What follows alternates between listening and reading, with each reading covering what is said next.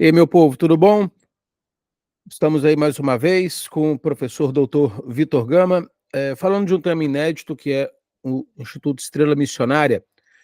Os católicos tradicionalistas, sede-vacantistas de Nova Iguaçu, que seguiram o Padre Valdir, ou então o Papa Pedro II, enfim, em Nova Iguaçu, e é mais um tema inédito, né? Então, por isso, aquele pedido que eu faço sempre para você: se inscreve no canal, dá o seu like, compartilha esse vídeo, porque é um tema inédito que pouquíssimas pessoas conhecem, eu mesmo conheço há pouco tempo, e hoje eu trouxe o professor Dr. Vitor Gama, que conhece o tema, e a gente vai conversar sobre isso.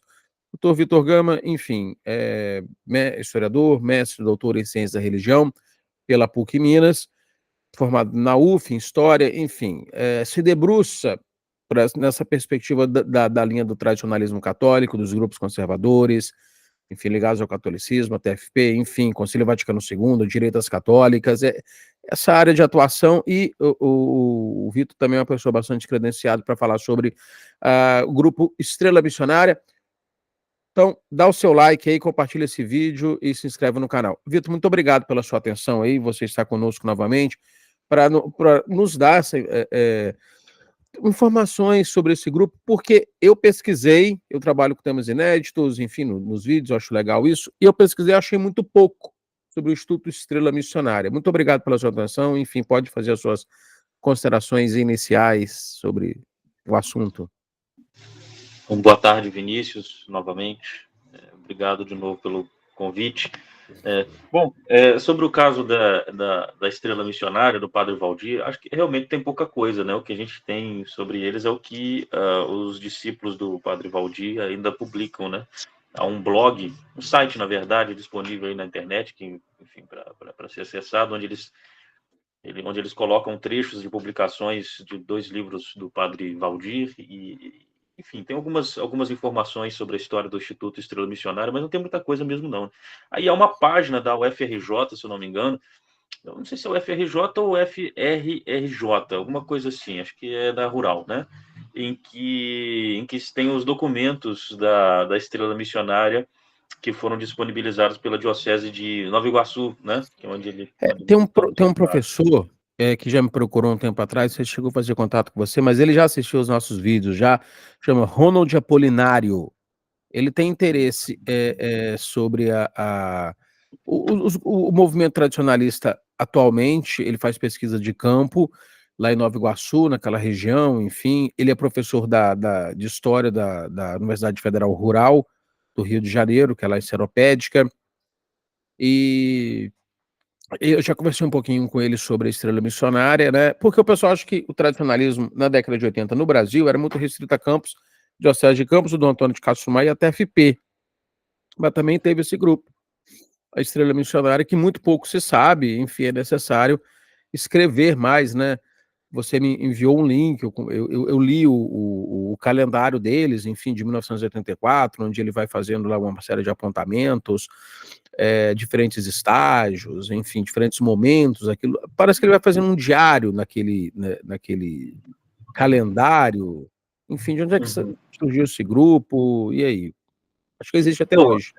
Antes eu preciso pedir desculpas aqui, porque como eu tô, aqui estou de frente para uma janela, e aqui é uma rua muito movimentada, então nós vamos ser atormentados por ruídos aqui o tempo inteiro. Não tem ruído não, fica tranquilo, porque o ruído você ouve muito mais do que nós. Vai chegar o momento, não, daqui a pouco você ouve. Bom, mas enfim, então, retomando aqui para o nosso assunto. Esse não é um assunto que eu particularmente estudo, né? Eu conheço a Estrela Missionária porque, de alguma maneira, eu cheguei até ela algum tempo atrás, né? Na verdade, eu cheguei até ela porque, em 2012, aconteceu um casamento de uma amiga minha e eu fui com o padre de carro, né? Até lá, até de Campos para a cidade. Com o padre. Você foi com o padre. Você falou do Sim, jeito que parece que você foi com padre, comadre, enfim. Não, fui com o padre de carro até o casamento, que era na cidade vizinha, né, de Campos. Aí no caminho ele foi contando sobre a Estrela Missionária, achei aquele negócio uma coisa bastante diferente e tal. Aí ele contando da experiência de um outro padre que havia passado por ali, né, pela Estrela Missionária e tal. falando de algumas capelas que eles tinham por ali na região de Nova Iguaçu. Achei aquilo muito curioso, porque, afinal de contas, nós somos o estado do Rio de Janeiro, e o estado do Rio de Janeiro é um estado pequenininho, né? Então, tudo é muito próximo e a gente acha que conhece mais ou menos tudo, né? E eu não tinha conhecimento desse instituto. Bom, e aí eu fui É porque procurar. você está Eu falando não de lembro. Nova Iguaçu, Vitor, mas assim, é interessante de observar assim, que a gente acha assim, Nova Iguaçu é o Ru, Nova Iguaçu é a Fanny Pacheco, é o funk, é o baile, o Rio de Janeiro é o baile, é a escola de samba, enfim, é o funk. Mas nessas cidades, naquela região, há grupos, tanto tradicionalistas como do protestantismo pentecostal, do protestantismo fundamentalista, enfim, bastante radicais, que resistem à cultura reinante. E Nova Iguaçu, apesar, né, porque o pessoal acha que é o Ru Nova Iguaçu, não, mas também tem estrela missionária lá. Eu conheço Nova Iguaçu de passagem, né? Nunca pus os pés no chão lá, estava sempre dentro de algum veículo, mas eu sei que lá tem igreja da administração apostólica, né? O padre José Edilson tem lá uma capela, uma paróquia, né? Tem lá os fiéis da administração em Nova Iguaçu, enfim. Então, bom, o caso é que Nova Iguaçu também teve um personagem muito importante, que foi o bispo de lá, o Dom Adriano Hipólito, que era um bispo bastante, como é que eu posso chamá-lo, assim, bastante Libertador, progressista, mas né? assim, Eu acho que libertador é eu um não bom saberia nome, definir. porque você não ofende ninguém, porque os próprios libertadores dão essa alcunha de profética. Assim, eles falam, é uma igreja profética, é uma igreja da É que eu libertação, é realmente um não teólogo da saberia. libertação.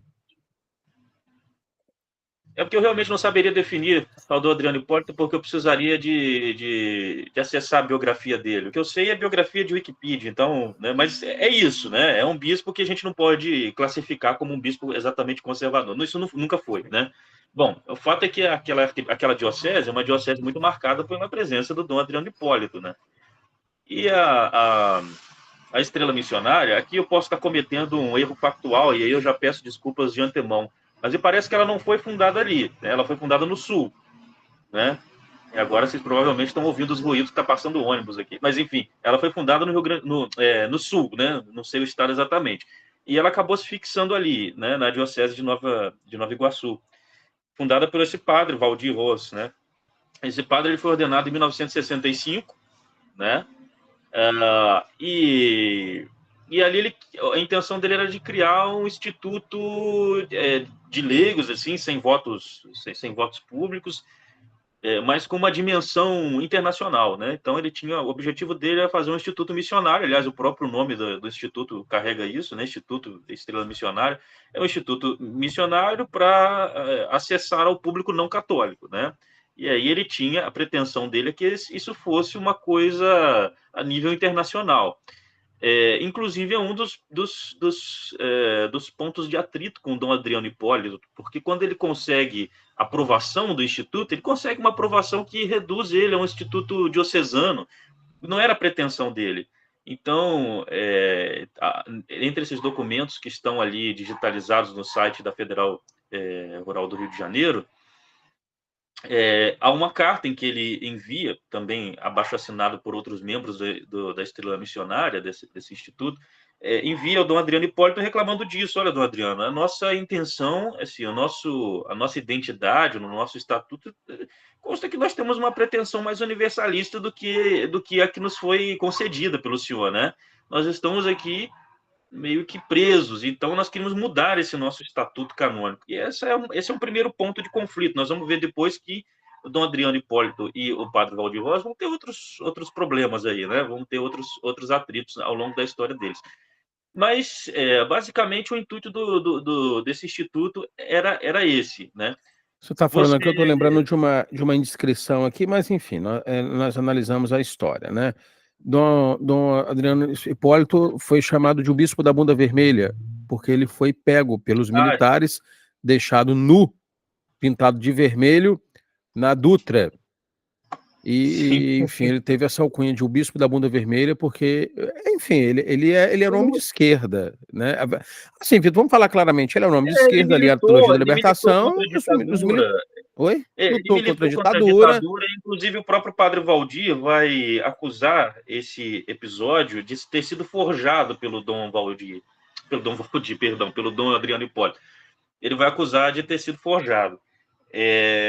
Bom, enfim, ali no calor da peleja, talvez as pessoas falem coisas assim. Acho que é um pouco difícil de ter sido forjado, né? Mas era uma das acusações. Até O porque, fato é o até porque o seguinte, bispo caiu num ridículo muito grande. pois é, né? Acho que o preço foi alto demais, né? Se bem que a gente não consegue prever, né? A repercussão que certas coisas têm. Mas, enfim, o fato é que você o qualificou pelo menos a estrela missionária, né, de tradicionalista, mas também é um negócio muito complicado ali, né? Porque faz parte de uma variedade, né, diferente de tradicionalistas. Havia um vídeo na internet, aí no YouTube, né, que já não está mais disponível. Já procurei a torta direito, não encontro mais, né? Era uma missa de aniversário, acho, celebrada pelo Padre Valdir em 1992, portanto, 2 anos antes da morte dele. Ele faleceu em 94. E essa missa, o Padre Valdir celebrava aquela missa ali intermediária de 1965. Portanto, era uma missa em português, era uma missa de costas, mas em português, né? Então, é muito difícil de você conseguir mapear bem assim o Padre Valdir pensava a respeito dessas coisas, porque é isso, assim, né? Era um tradicionalismo que não aderia ao missal, por exemplo, de João 23. Quer dizer, 65 é João 23, mas é um negócio diferente, né? Era aquela missa intermediária ali, né? A parte que tradicionalmente se diz em latim, enfim, aquelas partes respondidas em latim do início da missa, toda em português. Então, era isso, né? A missa do Padre Valdir. Também não havia muito esse código de vestimentas que é muito típico do tradicionalismo no Brasil, né? Essa coisa de usar saias e tal, sujeitos a, né? Aliás, é uma coisa curiosa, porque isso eu só vejo por aqui, né? Sabe que na Europa eu não via as mulheres de calça comprida, São Nicolau de Chardonnay, por exemplo, não via mulher alguma de véu. Não... É claro que ali tem um elemento cultural também, né? Porque as mulheres usavam mais chapéu, e quando o chapéu caiu de moda, elas ficaram com a cabeça vazia. Mas não foi, ninguém cobriu, né? Eu posso dizer para você com muita segurança que ali em São Nicolau de Chardonnay, por exemplo, ao menos na missa de 10, não lembro bem, acho que é 10, 9 da manhã, uma coisa assim. Se você encontrar a igreja repleta, se você encontrasse 5 mulheres de véu, era muito, né? Não tinha de saia, então, né? Então, é claro, tem as mulheres estavam de calça na missa. E, claro, tem então esse elemento cultural Mas que em, é em Econe, importante. em Econe eu vi mulher de calça. Assim, Mas é o que mais tem. Olha, eu não estou falando de calça jeans justa apertada, mas uma calça folgada eu vi em Econe. Algumas usavam calça e vestido por cima, mas usavam. tudo bem, a gente entende pelo frio, mas assim, eu já vi isso em outros lugares. Eu já vi isso na Fraternidade São Pedro, eu já vi isso no Instituto Cristo Rei.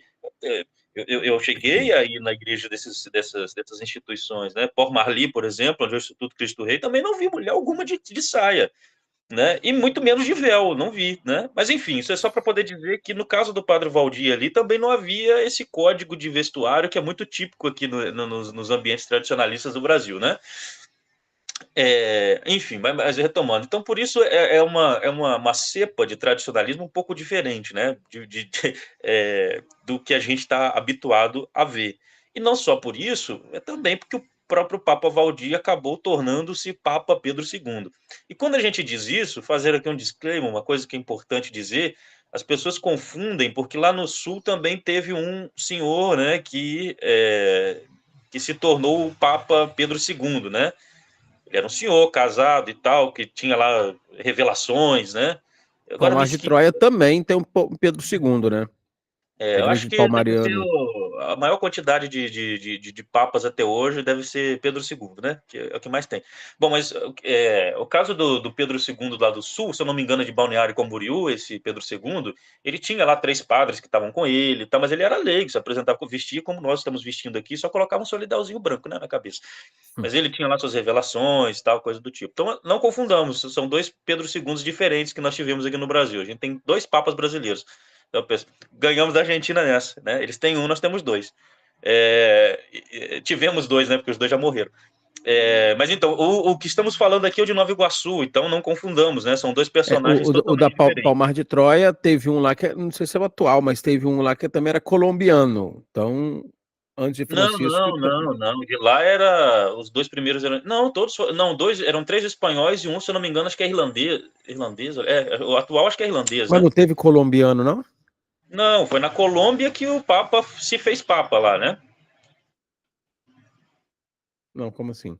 Clemente Domingues, ele recebeu o papado dele na Colômbia. Talvez você esteja confundindo por isso. Ele Ah, estava em sim, viagem, do né? Palmar de Troia, sim. Uhum. Mas esse também não era Pedro II, não, né? Esse era Gregório XVII. Bom, mas enfim, fato então que a gente não pode confundir esses dois personagens, são dois totalmente diferentes, né? O que nós falamos aqui, ele é fluminense, né? Não de time, mas de estado, né? Ele é do Rio de Janeiro. Bom, mas enfim, então é uma cepa diferente assim de tradicionalismo, nós podemos dizer, né? Existe ainda hoje essa instituição Estrela Missionária, eles têm algumas capelas ali em Nova Iguaçu. Tem a paróquia onde foi fundado, né, que é a paróquia Nossa Senhora da Conceição, o lugar chama-se Riachão. Eles têm uma página como é o nome? No Facebook, né? Então você consegue ali assistir os videozinhos deles e tal, a programação, que ainda hoje Mas tem assim, lá suas atividades. nessa página do Facebook, as mulheres têm um recato maior, assim, aí o que eu vi lá, as mulheres de saia, de véu, enfim, aí a estética feminina, pelo menos, é essa mesmo do tradicionalismo que nós conhecemos o véu, a roupa feminina, enfim, né? É. Pois é, você encontra, né? Eles estão na rua Deolinda de Freitas Rodrigues, 41 Riachão, Nova Iguaçu. O telefone é 21-2765-0814. Você consegue falar com eles. Então, o Vinícius já deu todos os dados, quem quiser ir para lá, né? Já tem endereço, tem telefone, tem tudo, né? Bom, enfim, o caso então é o seguinte: este padre Valdir, né? Ou Papa Pedro II, né? É, No site há uma cronologia muito interessante, porque ali diz quando ele recebeu todas as ordens, né, menores e maiores, e aí mostra que em 65 ele foi ordenado padre, mas em 1985 ele recebeu o episcopado. Só que é uma informação faltante ali de quem ele recebeu esse episcopado, né? Porque não tenho conhecimento de nenhum bispo que o tenha feito bispo também. Não sei como isso aconteceu, né? E não sei nem se de fato ele chegou a receber esse episcopado, porque afinal de contas não há padres no Riachão, né? Em Nova Iguaçu. Não tem. Há lá. Não, Igual elas estão igual a São Benedito, em Campos. são leigos, né? Vivem como religiosos, e é isso, não há padre, não há missa, não há nada disso, desde que ele faleceu em 94. Enfim, então não está muito claro como é que seria né? Em que termos a gente deve entender este episcopado do Padre Valdir. Mas também consta que em 1985 que ele tornou-se o Papa Pedro II, né? E aí quando a gente pega o itinerário do Pedro II para poder perceber como é que ele chega a isso, como é que ele, né, percebe que tornou-se Papa, é uma coisa interessante porque não é um negócio que surge do nada, né? Então você vê que ele já tinha um histórico de conflitos com a diocese de Nova Iguaçu e com o bispo, né? E que pode ter colaborado muito para que ocorresse essa dissidência, digamos assim, né? Então, o que eu posso mencionar aqui desses embates com o bispo, o primeiro é esse que eu falei, né, do Estatuto Canônico da Estrela Missionária. Ele estava desgostoso com a condição na qual ele foi colocado, né, que isso limitaria o trabalho dele, né, algo que ele e, claro, os outros membros do Instituto tinham delineado muito bem no seu estatuto. Mas, além desse primeiro conflito, você tem um segundo, porque ele recebeu como doação uma casa de um padre, né? Me lembro só do sobrenome, que é Best, né? Esse padre ele não era brasileiro, mas doou a casa, né, com a condição de que ela não fosse vendida, mas que servisse aos interesses da Estrela Missionária, né? E uma semana após a saída desse padre do Brasil, em 79, o Dom Adriano Hipólito parece que teria pedido a venda dessa casa. E ele, claro, não concordou com isso. Então, esse foi um segundo ponto de atrito entre o padre Valdir e o então bispo já ia dizer Friburgo, veja, de Nova Nova Iguaçu, Iguaçu. né? Mas é muito difícil, Vitor, assim, toda comunidade que gira em torno da figura, esse personalismo, né? Todo padre toda comunidade que gira em torno do padre Valdir, entende? Do tradicionalismo de Dom Antônio, é, desses padres que são gestores da comunidade insubstituíveis, essas comunidades padecem, porque as pessoas elas morrem, as pessoas elas adoecem, as pessoas elas não são eternas, né? E, Mas ele não o ficou próprio como superior dessa instituição por muito tempo. Inclusive, o próprio padre Valdir, salvo o melhor juízo, foi internado, né, numa clínica, né, acho que psiquiátrica, uma coisa assim. Ele ficou um tempo, né, assim. Ele foi, inclusive, levado. No sul havia a casa deles também, né? Então parece que ele ficou lá um tempo, né? Então, já você está falando tinha aí, eu tô lembrando, por substituto. exemplo, do o Mocho Benigno, que cuidava das freiras, por exemplo, lá no sul tem o padre Dornelles, da comunidade Quíria. Então, assim, o cara ele não deixa substituto. Aí um dia ele morre e É, aí pronto, aí a claro, comunidade fica à deriva. acaba que esses grupos ficam muito dependentes da figura Esse profeta. dessas lideranças, vamos dizer assim, né? Ficam muito dependentes da figura dessas lideranças. Bom, e parece que foi o caso exatamente dali. Eu não sei por que ele não deixou os seus sucessores, assim, padres, né, por exemplo, para que desse continuidade ao trabalho, porque não era um número insignificante de fiéis que tinha ali. Pelo que a gente vê, algumas fotos estão ali disponíveis no site da, da Estrela Missionária. Não era um número insignificante, era um número considerável. Hoje não é tanta gente mais, mas ainda tem alguma coisa ali, né? Alguns fiéis. Parece, e aí eu digo de orelhada, porque isso foi o que este padre me contou no carro, que alguns fiéis ficaram católicos romanos, enfim, não sei como é que eu poderia dizer isso, mas enfim, voltaram, né, à igreja, né, o seu papa é outro, é Francisco, né, uma parte considerável desses fiéis lá do Riachão, né. Afiliou-se a Então, Roma novamente. sim, também resultado desse personalismo, né, porque afinal de contas, quando você tem um movimento que depende tanto da figura da liderança, quando essa liderança está ausente, ou você fica rumando ao desaparecimento, carente, né, de certa maneira, ou essas pessoas, de certa forma, vão acabar buscando outro lugar para se acolherem, né? Eu acho que isso acontece com qualquer. Tende, né, a acontecer com qualquer movimento. Veja, por exemplo, a própria casa da TFP, né, depois da morte do Plínio e tal, tudo isso, né? Então você tem os que estão carentes e você tem os que substituíram, né? Eu acho que é o mesmo caso, né, do Padre Valdir, né?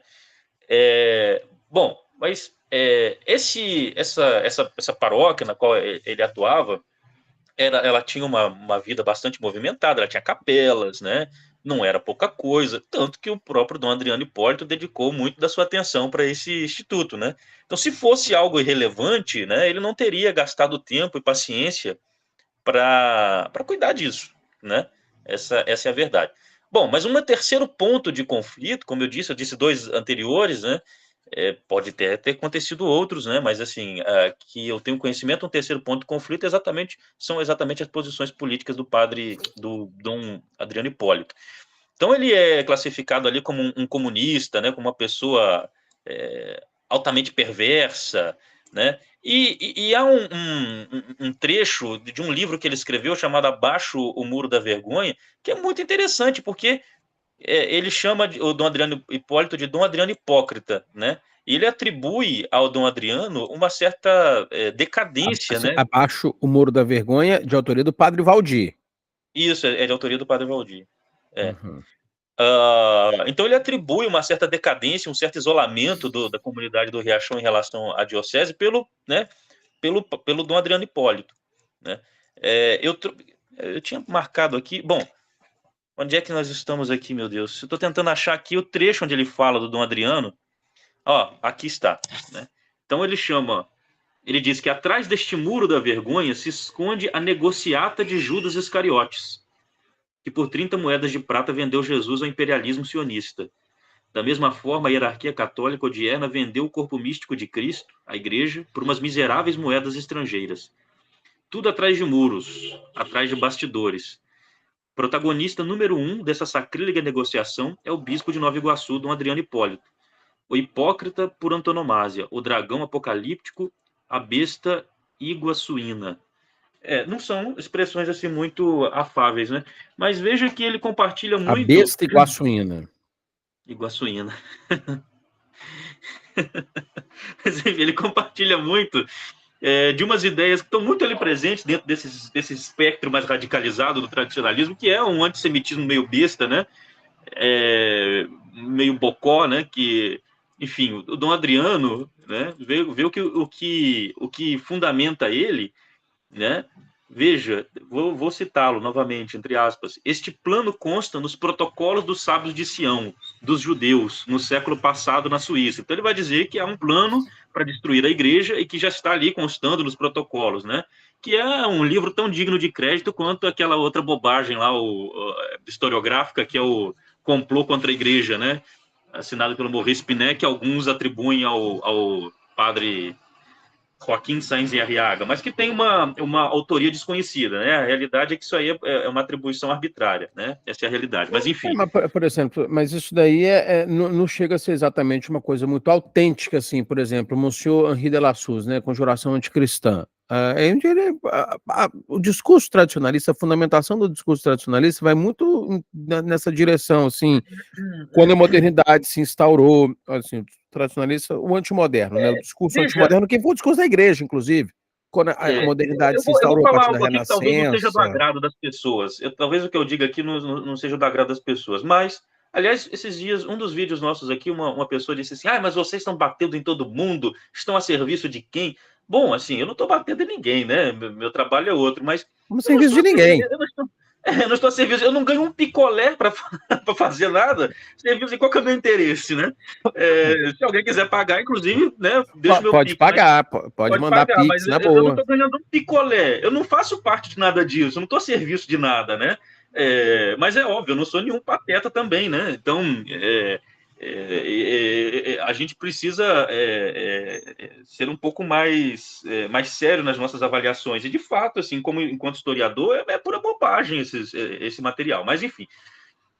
Então, eu estava dizendo, lá, por exemplo, desse livro, né, O Complô contra a Igreja e do Monsieur Henri de Lassus. Bom, veja, não dá para negar que a maçonaria ela tem um papel muito importante, né, ali nas revoluções liberais do século XIX. Tudo que a igreja padeceu, a perda dos estados pontifícios, aquela tragédia toda que foi o século XIX, é claro que ela tem uma responsabilidade, né?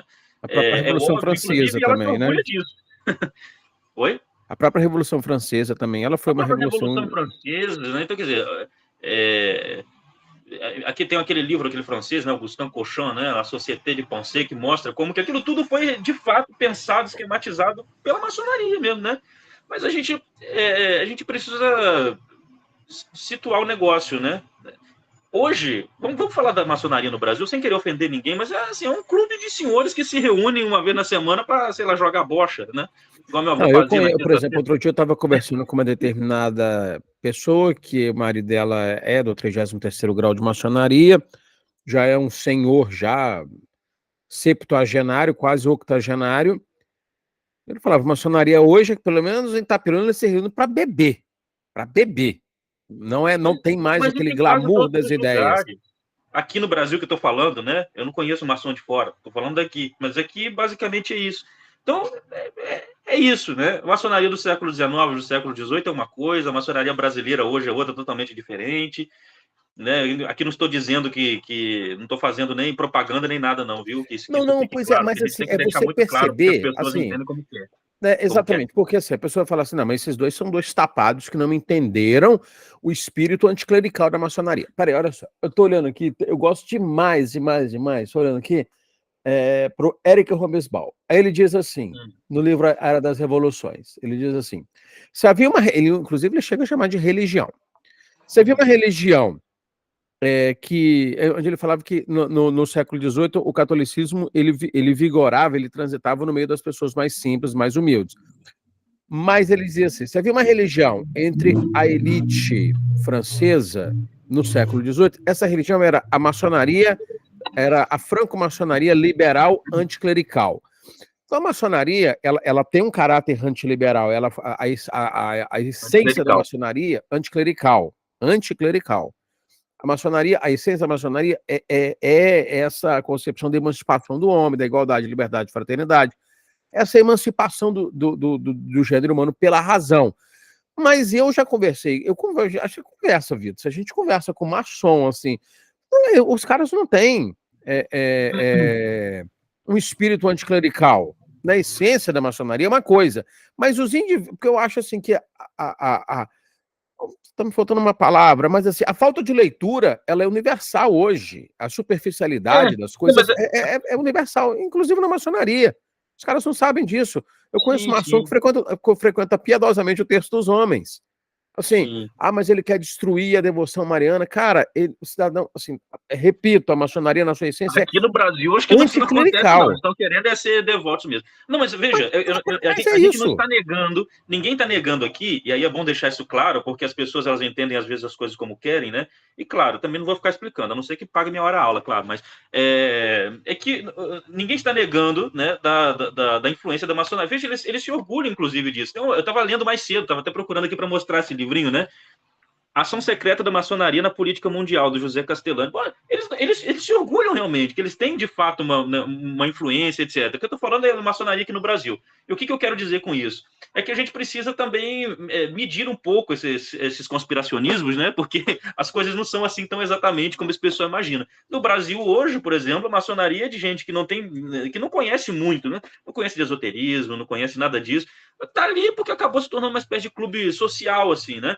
Alguns entram para, eu vou entrar para a maçonaria para me tornar rico, o que não é verdade. Porque vai ficar mais pobre, porque você tem que pagar, né? Para você, não tem um negócio desse. Enfim, eu não sei como funciona. A sua festa de adesão é você quem paga. Então entende? Pronto, então vai ficar mais assim, pobre, deixa de ser bobo. Mas o que eu quero dizer é o seguinte, é isso. Então a gente precisa mensurar as coisas, não dá para você alimentar esses conspiracionismos, porque a maçonaria no século XVIII e XIX era uma coisa, realmente ali você conseguia ver ações muito mais concretas do que você vê hoje. Eu estou falando da maçonaria, por exemplo, aqui no Brasil. Aqui no Brasil nós tivemos, por exemplo, o episódio Dom Vital, um negócio deplorável, né? Absurdo, né?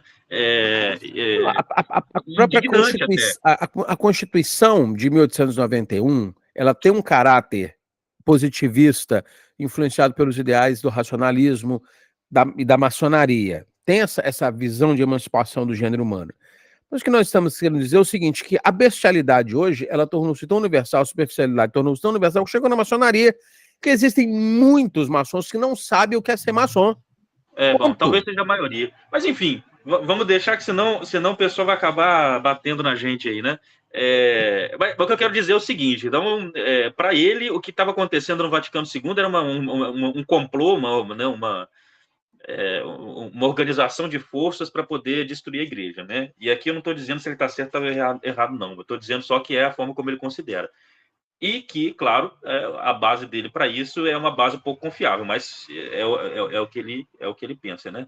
Então ele segue dizendo aqui: este plano consta nos protocolos dos sábios de Sião, dos judeus, no século passado, na Suíça. A essência deste plano, os tijolos desse muro, são feitos de cinismo, de hipocrisia, de ateísmo, de reverência, de inveja, de calúnias, de mentiras, de blasfêmias, de opressão, dominação psicológica, de destruição. Então a gente tem aqui os 3 pontos de atrito entre o Dom Adriano Hipólito e o Padre Valdir, né?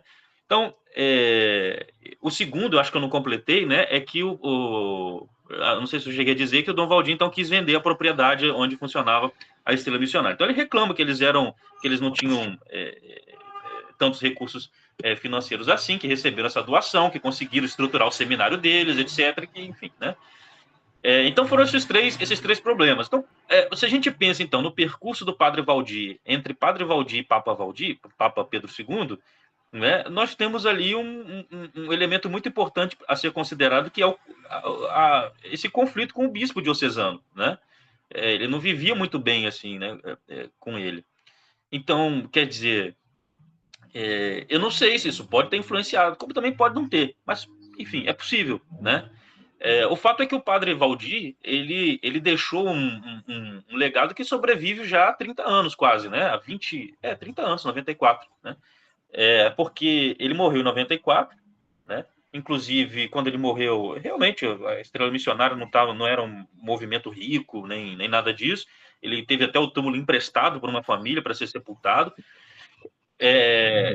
Depois, durante uma exumação que foi feita, né, eles recolheram lá os paramentos do padre Valdir, que estavam, ainda permaneciam. Desculpe os ruídos, viu? Mas aqui realmente. Mas o ruído é mais forte para você do que para gente. Então eu vou sofrer solitariamente aqui.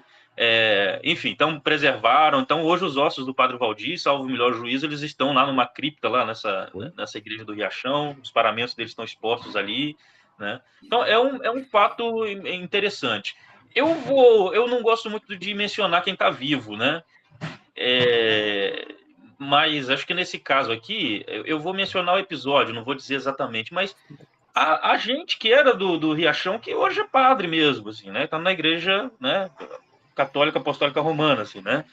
E muitos fiéis, inclusive, também saíram. Por exemplo, alguns deles estão na administração apostólica também, né? Foram isso com padre, que tem 2 padres que atendem lá, 2 ou 3 padres que atendem lá. Acho que são 2, né? Enfim, mas há egressos da Estrela Missionária que, né, enfim, voltaram, estão lá, enfim, reconciliados em paz e tudo mais. Que, aliás, é um negócio interessante, que a administração apostólica tem né, tem alguns fiéis que vieram da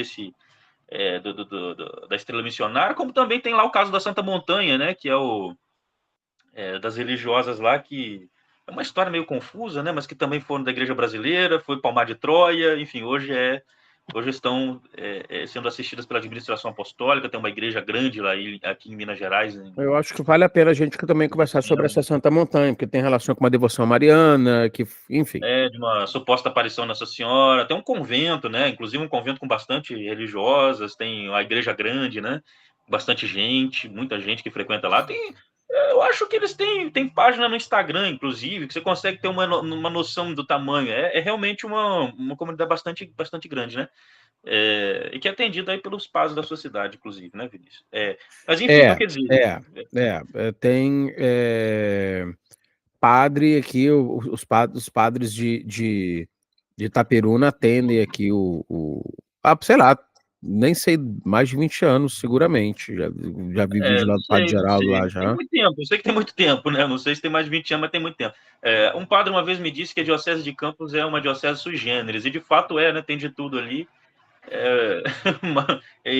Enfim, é uma diocese que até resolve muitos problemas, né? Como este caso, por exemplo, da Estrela Missionária, que está resolvido. Quer dizer, parte dos fiéis, né, estão lá, está resolvido. Né? Vitor, um crescimento. Vitor, olha só, o que acontece? Há um crescimento. Vamos partir do princípio. No Brasil eu vou botar 100 milhões de católicos, né? 49,9%. Vou botar aí 101 milhões de católicos. 8% vai à missa. Então, você tem aí 8 milhões, vou botar 10 milhões de católicos que vão à missa, 90% não está nem aí para nada. Mas aqueles que estão, há um movimento crescente da linha conservadora. Por exemplo, Juliano Casarré no programa Encontros. Caçaquis no programa Encontros. Juliano Casarré criticando a Revolução Francesa. Miriam Rios sugerindo o uso do véu, a pureza das mulheres, o uso da saia. Cara, quando o tradicionalismo estava isolado na Diocese de Campos, esse povo estava vivendo a sua vida sem pensar em religião, sem pensar em absolutamente nada. Hoje em dia você tem youtuber com mais de 1 milhão de seguidor, com 1 milhão de seguidor, que vigia a CNBB e entende, e que tem uma espiritualidade tridentina. Então, há um movimento crescente hoje da linha tradicionalista e me parece que é um movimento... Eu até compartilhei num determinado grupo que a gente participa, depois você dá uma olhadinha a fala de um determinado padre lá, onde ele disse que os tradicionalistas estão o povo da SEBS tá rezando com o Frei Gilson, que está rezando com o Padre Paulo, que está assistindo Canção Nova. Assim, parece que tá um negócio um pouco, um certo crescimento daqueles que querem conservar a espiritualidade católica, é claro, até porque a maior parte não quer, tá nem aí, mas assim, tem uma galera que tá afim de seguir uma linha mais tradicional, isso é um fato, né? E a administração tá aí para tentar colocar as pessoas nessa linha assim, tradicional, alinhado com Roma. Olha, eu dizia hoje cedo numa aula que eu estava dando que a história das religiões é um eterno, é um movimento, né? De fenômenos de fluxos e refluxos, né? Sístole e A gente acha diástole. que a gente acha que a coisa está acabada, mas não é, né? Assim, já está sempre surgindo novidades que a gente acha que consegue solucionar, quando na verdade não consegue solucionar coisa nenhuma. Tá tudo ainda por ser solucionado, essa é a verdade. Então, a gente dorme, acorda com novos grupos, com novas posições, enfim, é difícil da gente conseguir acompanhar tudo, porque o negócio, né? Agora, eu queria só fazer um comentário do que você falou aí, que você dizia que até algum tempo atrás o tradicionalismo estava restrito à Diocese de Campos. Pois é, eu acho que talvez não seja tanto assim.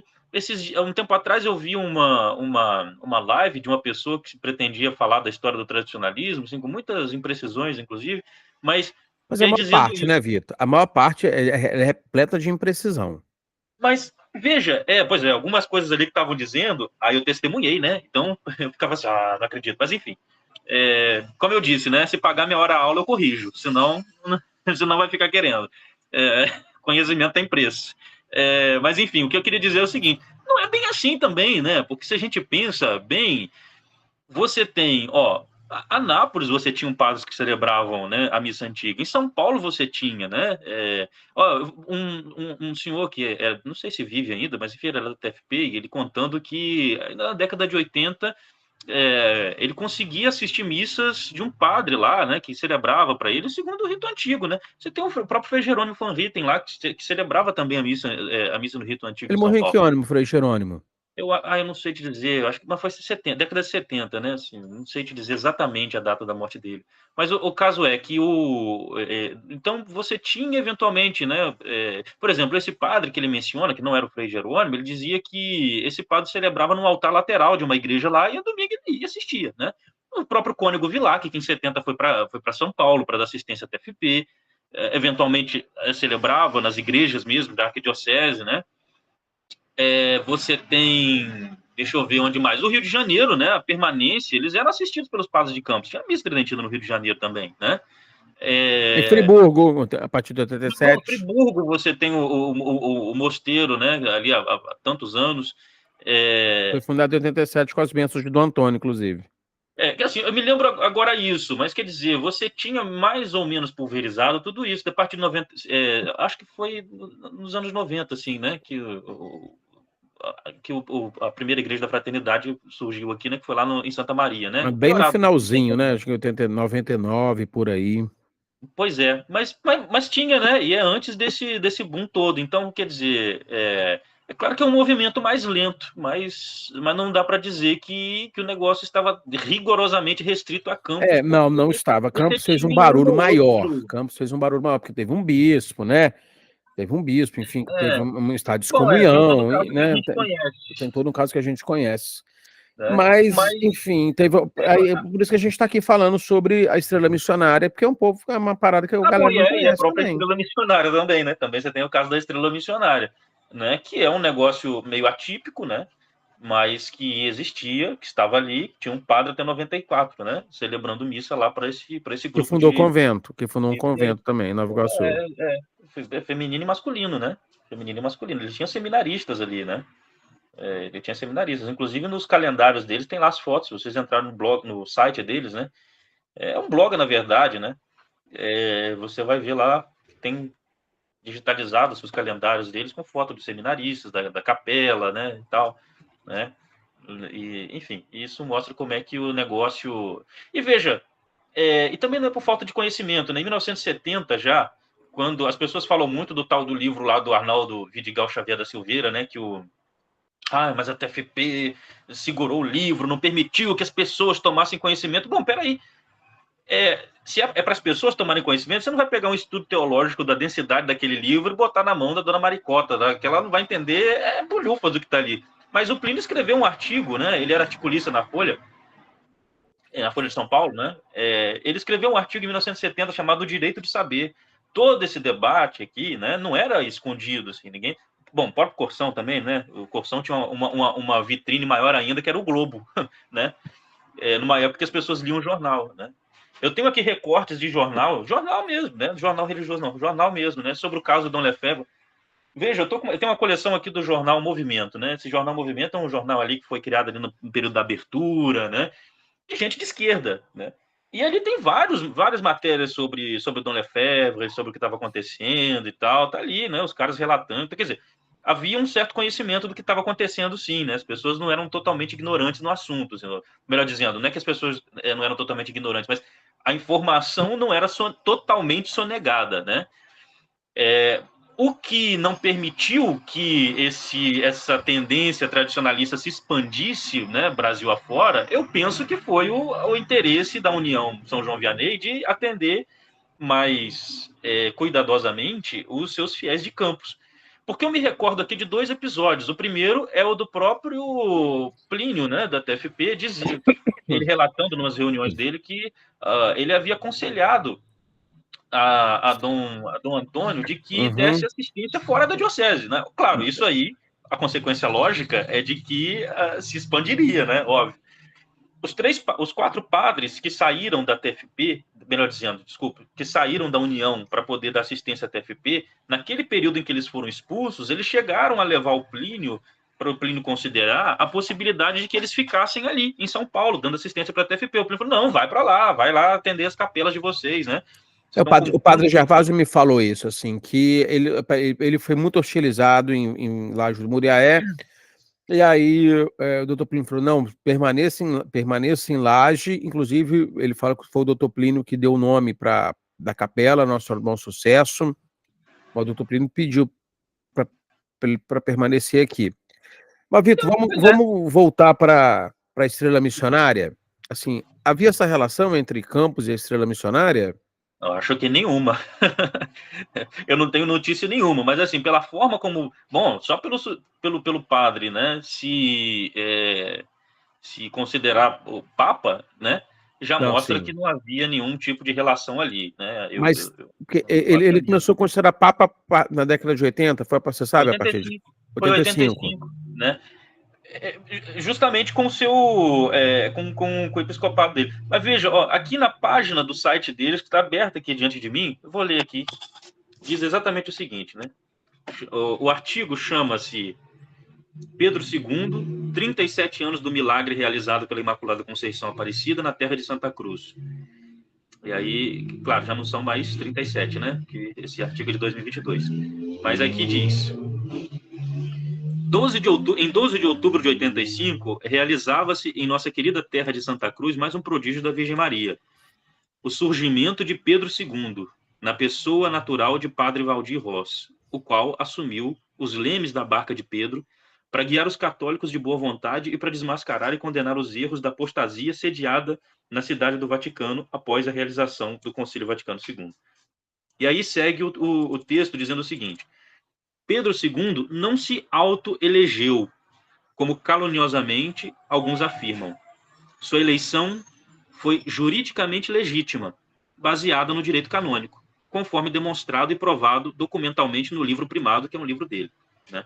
E aí segue. Todos os hierarcas, até 85, governavam com autoridade precária na igreja. Aliás, esse é um argumento que alguns usam, né? Enfim, deixa para lá.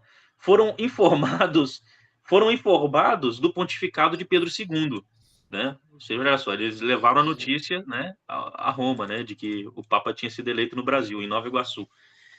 Mas, como era de esperar, desprezaram sua autoridade, já que estavam todos engajados na autodestruição da igreja, dos quais eram os principais fautores, juntamente com seu já deposto Papa, aqui eles usam entre aspas, João Paulo II. Então, aí ele diz que a partir de 85, então, né, o padre Valdir lidera os católicos até o ano da sua morte, em 94. Ele se apresenta, né, como um sacerdote católico com a missão inédita de secundar o Papa na terra de Santa Cruz, contrapondo-se à apostasia do Concílio Vaticano II. a coragem e intrepidez de um sacerdote católico na defesa da igreja. Vou falar a verdade, toda a verdade, até o fim. Rescrito providencial salva a igreja do caos jurídico gerado pelo Concílio Vaticano II. Aí tem uma exegese aqui, enfim, que... Veja, nesse mesmo artigo diz mais abaixo que a estrela missionária, o instituto, né, instituição nascida na igreja e para a igreja, recebeu a graça de se tornar sua sede da igreja, né, sendo seu superior escolhido por Deus para conduzir a igreja de Cristo nesses tempos apocalípticos. Então, a gente tentando interpretar um pouco o texto, porque nós não temos tantos dados assim para isso, aparentemente, né, o padre Valdir teria sido escolhido por Deus mesmo, diretamente por Deus, né? Assim como o caso do Clemente Domingues, né, na Espanha. O negócio nesses casos tem sempre uma aparição. Nesses casos tem sempre uma aparição, uma imagem, uma visão, uma revelação. Não fica muito claro para a gente como a coisa se deu, né? O fato é que eu não tenho conhecimento de nenhum bispo que tenha dado apoio à estrela missionária, né? Não tenho conhecimento de que ele tenha ordenado padres, né? E também não tenho conhecimento de como é que foi esse processo, né, no qual ele se descobriu, digamos assim, papa, né? O que a gente tem, e é um texto muito revelador, é esse trecho em que se diz que a estrela missionária é a sede da igreja, né? E que ele foi escolhido por Deus. Agora, escolhido por Deus, de que maneira, né? Não sei se houve um conclave na paróquia, não sei como é que a coisa aconteceu. Porque ele se apresenta assim, ó, Deus providenciou o Papa Pedro II. A estrela missionária não é seita, não é uma nova igreja. Ao contrário, é a mesmíssima igreja fundada por nosso Senhor Jesus Cristo sobre Pedro, a qual deve existir até o fim dos séculos. A igreja sobreviveu sob a jurisdição precária de 4 papas e foi socorrida por Pedro II. Aí, né, de 85 até 94, que foi aí os anos do pontificado de Pedro II. Pois é. Bom, e como está hoje, eu não sei dizer, né? Eu sei que não há um substituto para Pedro II, né? Não sei como é que eles concebem a situação da igreja atualmente. A resposta. Mas a igreja tem sacrário, tem vida ativa. A comunidade lá de Estrela Missionária, ela tem sacrário, tem vida ativa, enfim, não sei se ele deixou as hóstias daquele tempo. Não sei. Vinícius, eu vi nas fotos que, de fato, tem sacrário. Nas fotos antigas, tinha lá um ostensório em cima do sacrário exposto, parece que estava tendo lá enfim, estava exposição lá, né? Do Santíssimo, e aí estava... ou seja, o que indica que foi no período que o Papa estava, né, que o Padre Valdir estava vivo. Eu não sei se tem alguma coisa ali dentro, né? Pode ser porque faz parte da igreja, não sei. Mas eu vi fotos de capelas deles em que não tem nada. Tem uma mesa, 2 velas, as imagens, só isso.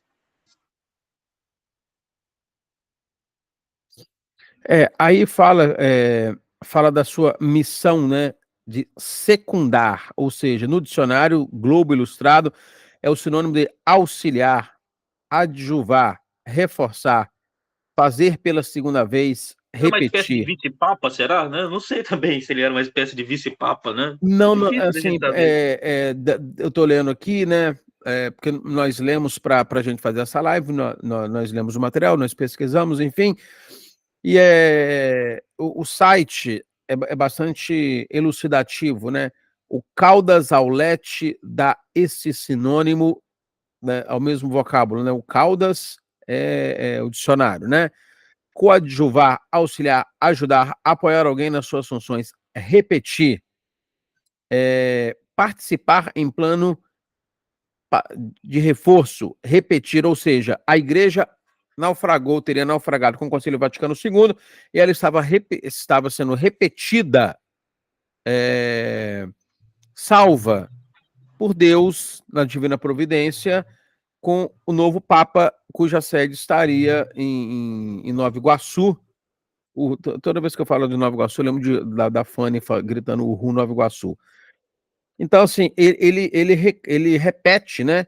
Auxiliar, participar em plano secundário, apoiar o Papa nas suas funções, reforçar, fazer pela segunda vez, repetir a missão do Papa na chefia do colégio episcopal, que é o incremento da obra de evangelização. Mas só que Pedro II não tinha um colégio episcopal, tampouco ele tinha bispos, né?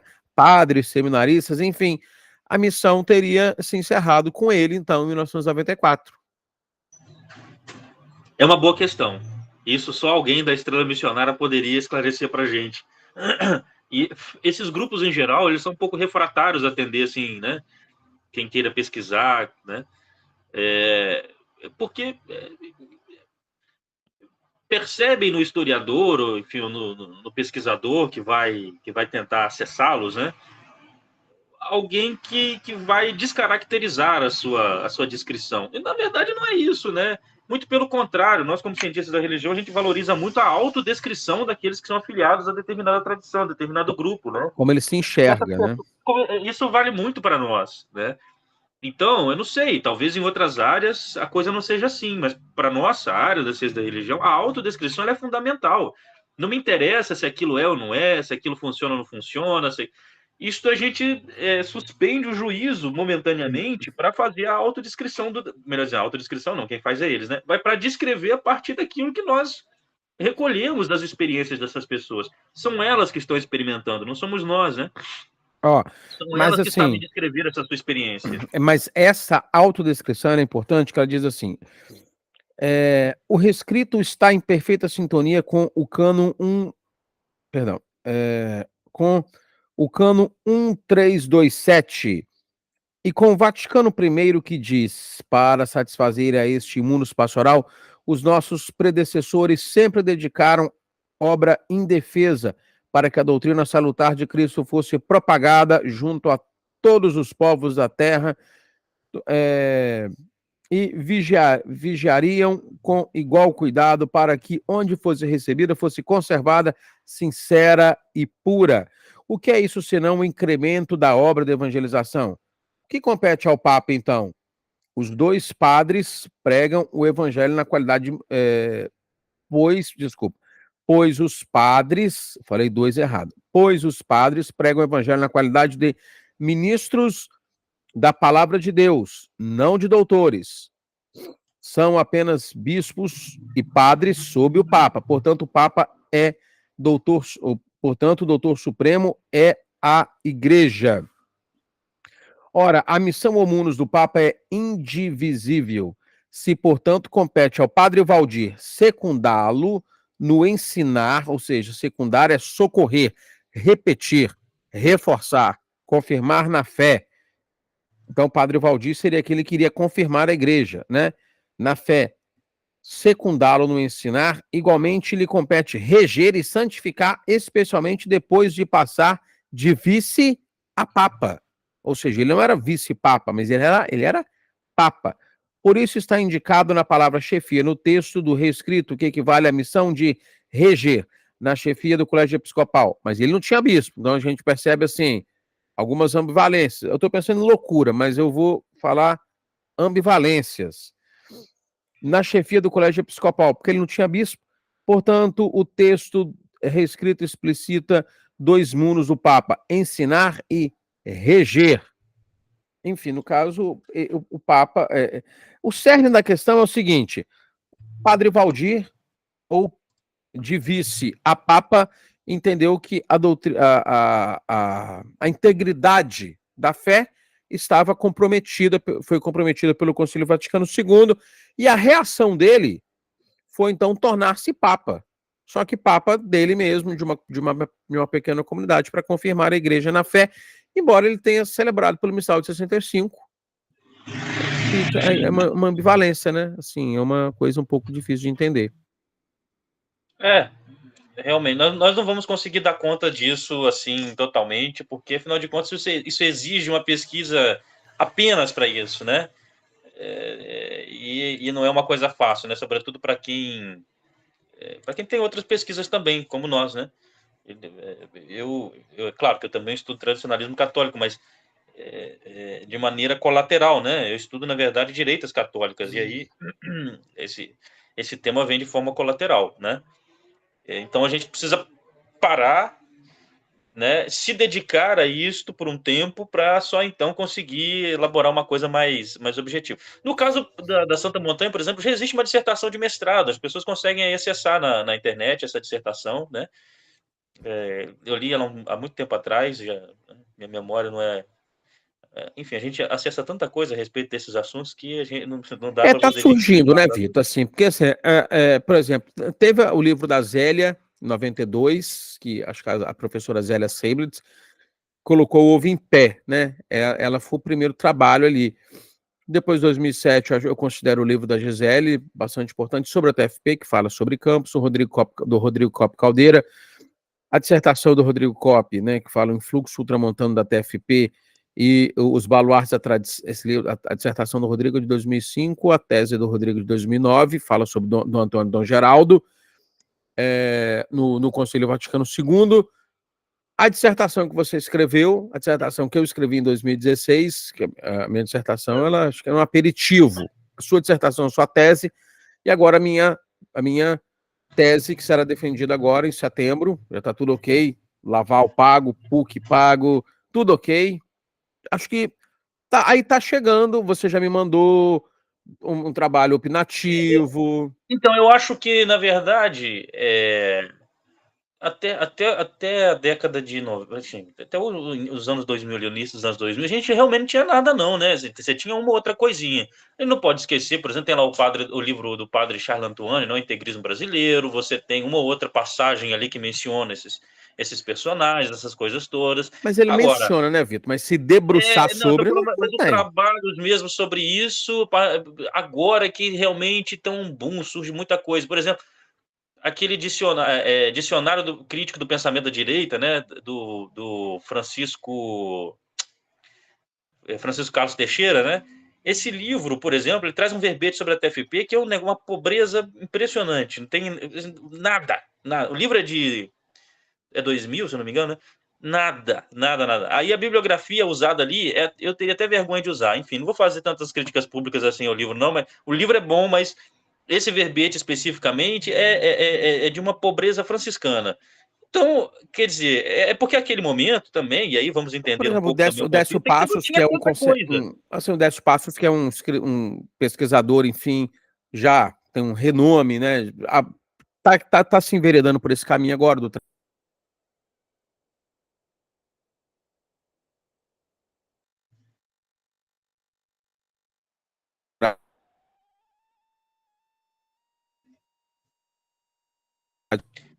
Vinícius, você travou, eu não sei se fui eu ou se é você, se é a minha internet ou se é a sua.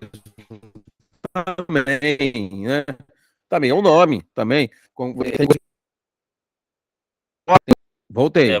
Você travou, eu não sei se é a sua internet ou se foi a minha. Não, foi a minha, foi a minha. Estou dizendo assim, tem o Décio Passos, que está chegando agora, nessa questão do tradicionalismo, que o Décio já escreve há bastante tempo, já é das antigas. Tem um Tem pessoal coisa na que PUC São Paulo que está escrevendo sobre isso agora mas também, né? assim, o Décio, ele escreve coisas com as quais eu não estou de pleno acordo, mas também é mais um para contribuir nessa discussão, né?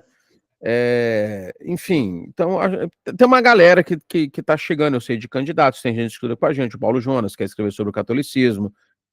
Ele organizou um livro agora recentemente, deixa eu ver se eu vou me lembrar aqui, porque o livro não está por perto, não sei se eu vou me recordar do título. É uma coletânea de textos, e ele tem textos a respeito disso, ou seja, já tem um pessoal que está se movimentando ali na PUC São Paulo para trabalhar esses assuntos, né? Agora, O Paulo vou Jonas é perder da o nome PUC do livro. Minas. É PUC São Paulo, o João Décio? Não, o João Décio é da PUC São Paulo, o Paulo Jonas é da PUC Minas. Não, então eu sei, conheço o Paulo. Digo assim, eu estou falando que tem ali um pessoal na PUC São Paulo que também está se movimentando nesse sentido. Eu só vou dever o nome do livro, porque eu realmente ele está fora de acesso aqui e eu não memorizei. Mas é um livro recente, saiu agora pela Paulus, né? E tem alguns textos também sobre isso, ou seja, agora é o assunto do momento, né? Pois é. Mas assim, eu acho que é importante entrar nesses conceitos do tradicionalismo, do integrismo, do catolicismo antimoderno, do catolicismo intransigente. Esses conceitos. Não é simplesmente chegar e falar assim, como eu já fiz, inclusive, uma autocrítica, tá?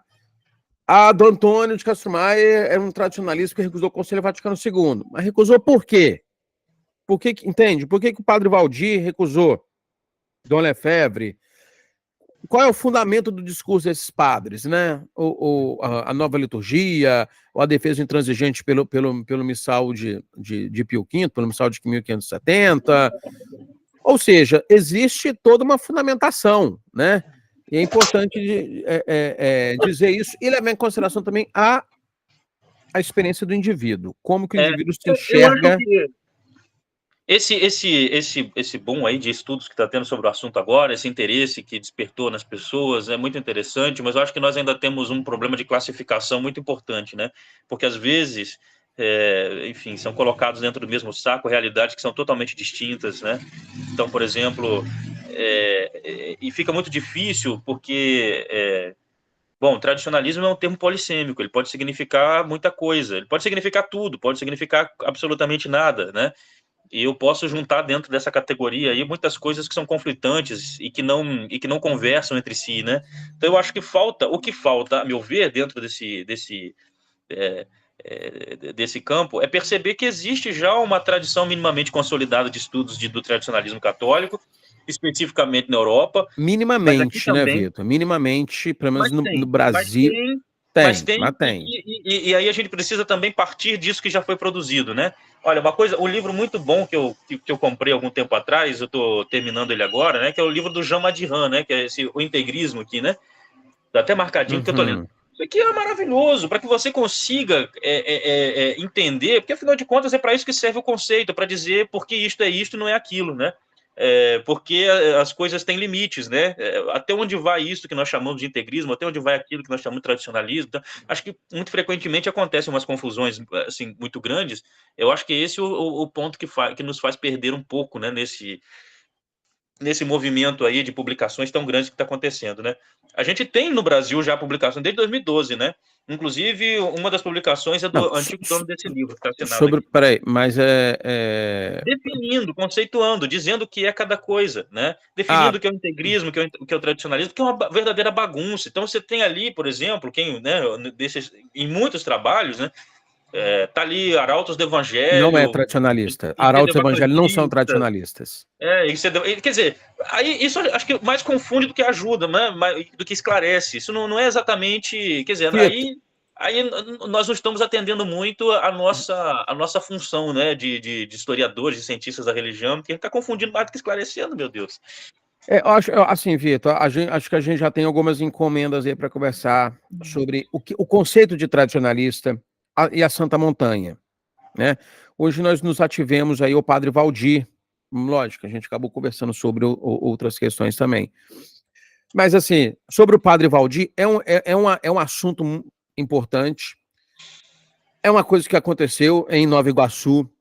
Então, nós debruçamos, né, sobre diferentes grupos que tinham missa tridentina na década de 80, e também do padre Valdir, que não tem nada sobre ele. Melhor, parece que tem alguma coisa na Universidade Federal Rural do Rio de Janeiro. E a gente lança ideias, né? A gente vai lá e lança ideias para as pessoas discutirem sobre. Mas assim, porque o que acontece? O tema é amplo. O tema é amplo, muito amplo, das coisas do tradicionalismo, integrismo, sede-vacantismo, etc., né? Missa tridentina, espiritualidade tridentina e por aí vai. Mas hoje nós pretendemos falar sobre o padre Valdir, que foi então um padre que era do Sul, foi, né? Eu não sei se ele era do Sul, né? Eu sei que a Estrela Missionária tinha lá a sua casa também. Mas assim, foi do, né? Tinha sua casa do Sul, mas teve as suas divergências com Dom Adriano Hipólito e acabou se isolando e se elegendo Papa. De ninguém, mas assim, dele mesmo, de uma pequena comunidade, mas que não tinha bispos, padres. Falamos sobre isso. Quer fazer mais alguma consideração sobre isso? Não, eu acho que é isso. É mais um episódio importante para a gente considerar, porque frequentemente quando a gente vê as pessoas falando, né, sobre a história disso que a gente chama de tradicionalismo, a gente vê as pessoas muito reduzidas a uma ou outra expressão, quando na verdade a gente tem um monte de coisa para poder falar e isso não se esgota no momento só. Então, né? Você tem Campos, você tem o Padre Valdir, você tem um monte de coisa aí para poder ser tratada. Isso é importante que a gente recupera, primeiro, para que não caia no esquecimento, segundo, porque, veja, o Padre Valdir faleceu em 94, seus fiéis hoje são bem reduzidos em relação àquilo que tinham antes. Muitos migraram para a administração, inclusive teve padre que O migrou. quanto disto, quer dizer, são 31 anos, são 30 anos, né, do falecimento do Padre Valdir. O quanto disto sobreviverá daqui a 30 anos, né? Então é trabalho nosso registrar pelo menos alguma coisa, né, fazer o possível para deixar os vestígios, né, de que houve, né, ou de que há, né, no momento, né, a estrela missionária, de que é mais uma faceta desse tradicionalismo que a gente se dedica aqui a estudar, né? E é isso. Então eu penso que é mais um material muito importante.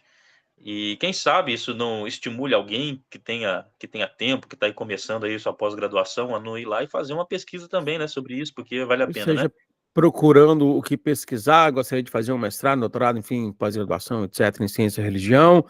Padre Valdir, estrela missionária, merece a nossa Você atenção, tem como o próprio evidentemente. Papa Pedro II de Balneário Camboriú, você tem milhares de coisas para Não, poder escrever o aí. assunto é Assuntos virgens. Assuntos virgens. extremamente amplo, assuntos virgens, né? Extremamente amplos. Mas nós vamos conversar mais sobre esses conceitos, porque hoje a gente acabou indo pelo Padre Valdir, mas assim, abrindo abas, são abas que nós abrimos, abas de assuntos. Precisa ser explorado o conceito do tradicionalismo, arautos do evangelho era tradicionalismo, e a Santa Montanha, e integrismo. E aí, só uma coisa que, bom, claro, do que eu falei hoje, provavelmente uma ou outra pessoa não vai concordar, vai ficar aqui esbravejando nos Não, comentários. Eu tenho sempre a tem, dizer o sempre seguinte: tem. Tem que ter, tem que ter. olha, eu não tenho compromisso algum com grupo algum, né? O meu compromisso aqui é com a minha pesquisa, né? Tem ninguém pagando a gente.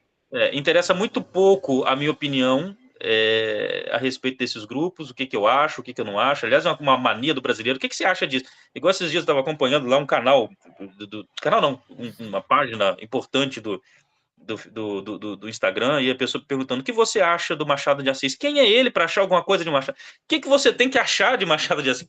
Que importa o que você acha, né? Só leia, né? Então, nesse caso Todo aqui, tem vídeo uma que eu coisa: o faço que tem alguém importa. perguntando. Sim, tem alguém perguntando qual a sua linha. Não, que Qual a não sua importa linha? o que eu acho aqui, Você, né? A minha você é opinião é totalmente católico? irrelevante. Porque assim, você é católico? E se você é católico, qual a sua linha? E é tanto nome que as pessoas me perguntam no WhatsApp, tem coisa que eu nem sei, assim, continuista, e por aí vai. E por aí Então, pois vai. é. Então, talvez explicando então para essas pessoas, né? Assim, a minha opinião ela não importa, porque sabendo ou não sabendo não muda nada no curso da história, né? Quem que é o Vitor Gama, meu Deus do céu? Né? Absolutamente ninguém, então não interessa nada a minha opinião. Interessa que a pesquisa que eu estou fazendo, e é isso aí, os resultados dela, né? O que interessa da minha opinião vai estar na minha pesquisa e vai estar expressa enquanto opinião, bem claramente como opinião, né? A partir daquilo que eu tenho como material, como vestígio, como documento, né? É ali que vai estar. O resto, né, da minha vida pessoal, da vida de Vinícius, enquanto, né, aí é outra história, né? Isso é outra Mas história, é isso isso. é Então, quem não irrelevante, gostar, enfim. infelizmente, paciência, né? Isso aí é assim mesmo, né? A vida é cheia de coisas assim. Vai ter coisa muito pior pra você ficar Ninguém triste na agrada a vida. todas. Vitor, muito obrigado. Se inscreve no Eu que canal, dá agradeço. o like, compartilha, considera a possibilidade de ser membro. Muito obrigado, tudo de bom, sucesso sempre. Vitor, obrigado. A gente se fala, a gente vai falar em outros momentos, vai fazer outras discussões, enfim. Um grande abraço.